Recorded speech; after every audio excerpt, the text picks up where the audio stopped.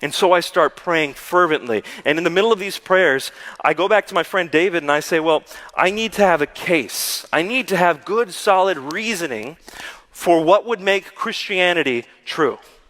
Because Christians believe all kinds of things. There's different denominations. Some Christians believe this. Some Christians believe that. What is the thing that would make the core of Christianity true? And I found it in Romans chapter 10, verse 9. Paul says, if you confess with your mouth that Jesus is Lord and believe in your heart that God raised him from the dead, you will be saved.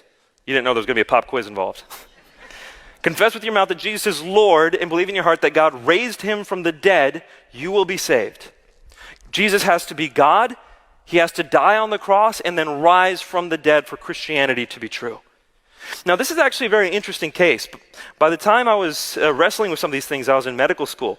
As a fourth-year medical student, I spent a lot of time in the psychiatry ward. Spent a lot of time working in the psychiatry ward. And while I was there, I used to see people come up and say to me in delusions of grandeur, Nabeel, I am God. And my response to them would be, well, we have a room for you.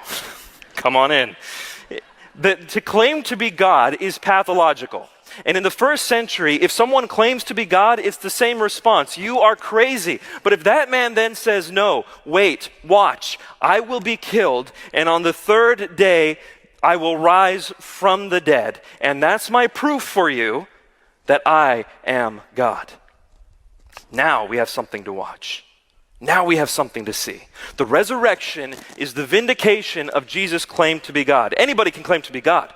But if someone claims to be God and then proves it by rising from the dead, then there's someone to believe.